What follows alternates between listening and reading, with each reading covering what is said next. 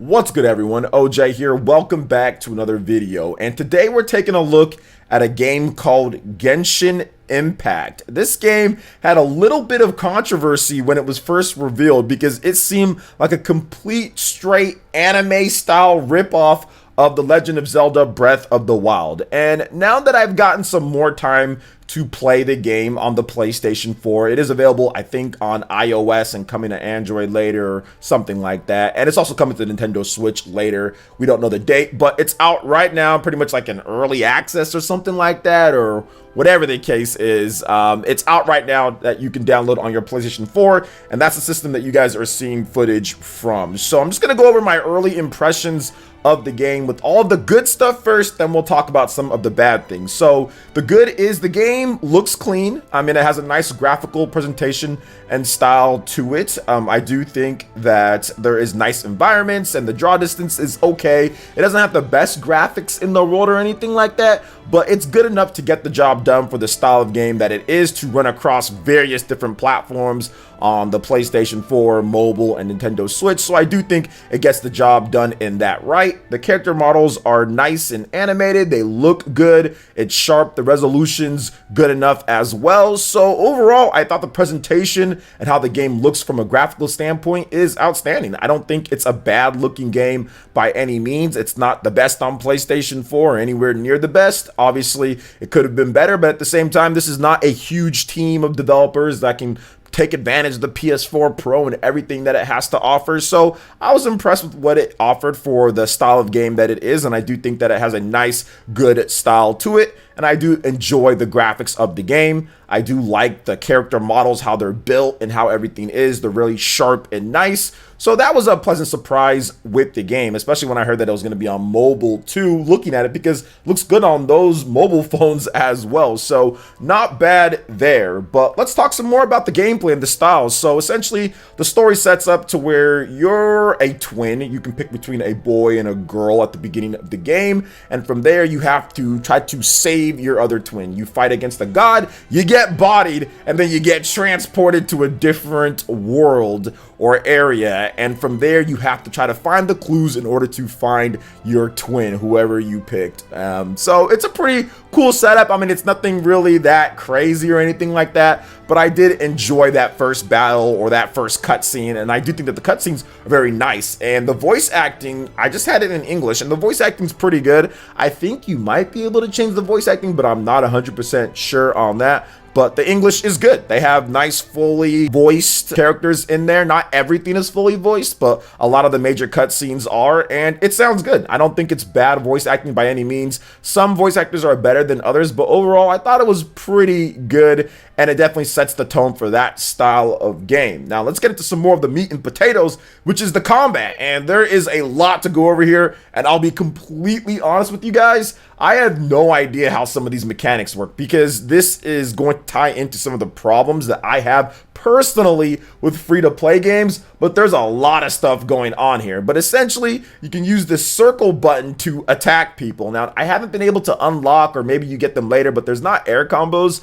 at this point. Like, I can't jump in the air and hit them, but maybe later, or maybe some other character that you get will be able to do that. But for the characters that I have right now, the two characters, I've got a bow and arrow lady, which she's pretty cool. That's like the, Legend of Zelda Breath of the Wild fire arrows, and when you charge them up, it works just like that. It even has like the same type of animation too for like the fire arrows with like the magic infused in them. And then I have my twin that I use that's pretty good at melee. So overall, I thought it was pretty good. I mean, you've got some like fake bokoblin type of characters that you fight, and other types of enemies that range from various different tropes from kind of like different anime stuff that you've seen, or different enemies that you've seen in these adventure games. And once again, like, you can clearly tell that the game is inspired by Breath of the Wild. I think there was an interview with the developers the other day, and they're like, hey, well, yeah, we did, look at some of the things in there, because Breath of the Wild is a monumental game, but there's a lot of things that are different. And he's right about that. They looked at it, and you can clearly tell with the stamina and the climbing, which you can climb and go over the place and swim and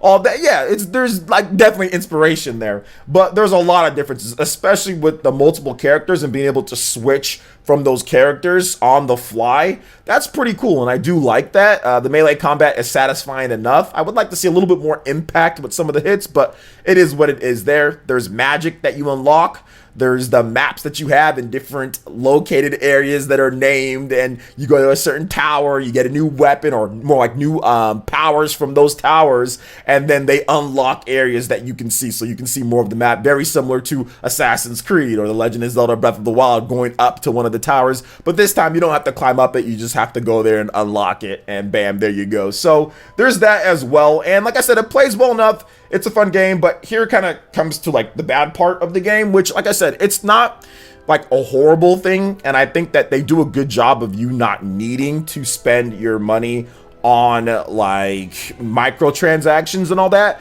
but it still has the structure of a game that has microtransactions. You're collecting all these little different types of currencies and little jewels and gems, and there's just so many different things that are going on with the interface in terms of like when you go to your character select, and when you want to get like new weapons, there's like 20% off of whatever certain type of packs, and all the little things that are in free-to-play games that I just can't stand. Like, I just don't like that. And it's not about, you know, just being able to play the game for free. Like, I honestly rather just give them 60 bucks and just give me a game. Give me a game that has like quests that when I go out there and I do the quest, I get my weapon or whatever. I don't feel like going into like these bundle things and these packs and opening them up and getting characters or out. Like, it's just so weird. You get like characters, you get like people from these different things, from these bundles that you open up. I mean, it's very much a mobile game, and I think that's the biggest issue that I have. Like, I rather would have just enjoyed the game, like even if they wanted to do some light microtransaction stuff or some other stuff like that, but just give me the base game to where it doesn't introduce that, to where we don't have to go into that in the first place. I mean, just because I just not a fan of it. Like I said, it's not about not giving them money. I want to give them some money. I would have paid 60 bucks for this game. To be honest, I would have paid 60 so I can review it for you guys. And based off of what I've played so far, I think it's definitely worth that. I think that there's a lot of content in there, especially if you're a fan of Breath of the Wild, or it's worth 40 or 50. It's worth something, right? But it's just the way that they do it with the microtransactions and the gotcha type of style, it just makes me not want to play the game as much, and it just makes me not want to give them any money at all. Whereas if it was a normal game, I would have been more than happy to just pay for the game, get a physical copy, put it in my PlayStation 4, put it in my Switch or whatever the case is, and play it from there. And then what they could have done was have the mobile version be the gotcha free-to-play one, and then they can actually make some money in terms of the base game off of the console versions. I mean, I would have went with that, but then again, not a developer, obviously that'd be harder to do. You have two separate types of games. You have the mobile, how would it interact? Because the cool thing is that you can play on the PlayStation 4, or you can play on your Switch, and then you can transfer over your save data to mobile. It all works on their servers. So it has the cross-play and everything going there. So that's a good thing about the game, but at the same time, it's a bad thing because it's a mobile game, you know? Essentially, it's a mobile game, and it's just kind of scaling for whatever hardware you're playing it on. So I like the game. I think it's fun. I think it's good. I think there's a lot of things that they obviously took from Breath of the Wild. There's a glider part as well, where you can like the paraglider in Breath of the Wild. Well, you have some wings in this game, so there's obviously stuff that's just kind of like taken from there. But at the same time, I mean, it's not a malicious thing. I don't think it's a bad thing. I don't think that they did it in a way to where it was like, oh my gosh, they're just completely ripping that off and they're not having any unique ideas. I think there's some pretty good stuff in here, and I think that if you're more of like an anime type of fan, action combat type of fan with like different types of super magic powers and stuff like that, then this game might be a little bit better for you than Breath of the Wild, if you can get past the free-to-play stuff, or you can just ignore it completely. Like I said before, there's multiple characters, they have their paths, they have their own, stories and things that you can do with them, and different side quests and all sorts of stuff. So the game is complete there. You can play it and have fun. It's just the structure. It's the same issue that I have with Warframe. That's a really good game. Same issue that I have with lots of these free-to-play action games or single player style games. Those are the problems that I have. Now, another good thing about the game though is that there's co-op. Haven't tried it out yet, but there is co-op there. But overall, I think it's a solid game. I'm not too far in. I'm about a few hours, I think 2 hours in or 3 hours in, and I'm going to continue playing. I might even stream it on the channel because I do think it's a good game, and I think the developers definitely deserve to have their game tried out by a lot of people, and I think that's what they're aiming for. They're aiming for that, okay, let's like get people to just download it, and then hopefully they'll spend some money on our microtransactions, which is okay. I mean, I get it. That's more of the modern style of doing things with this style of game. But man, I would have really liked just like Warframe, just give me a full game without the 20% off or whatever pack that you can get and opening up all that. Just give me quests, then I can get weapons on those quests. You know, give me that over you know, this mobile interaction and mobile stuff, and I'd be so much happier with this game. But it's still worth playing in my opinion, at least at this point. Now I'm going to keep on going. Maybe things change later down the line, but so far the first impressions are good, and I think it's going to be a solid game on Switch when it launches later. It's pretty good on mobile and PS4 right now. So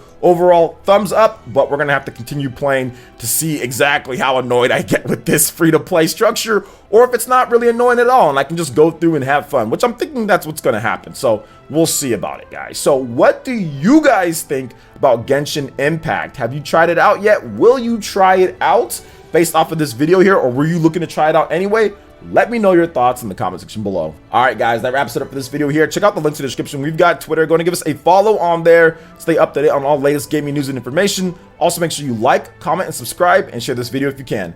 Thank you guys so much for watching, and we'll catch you for the next one. Peace.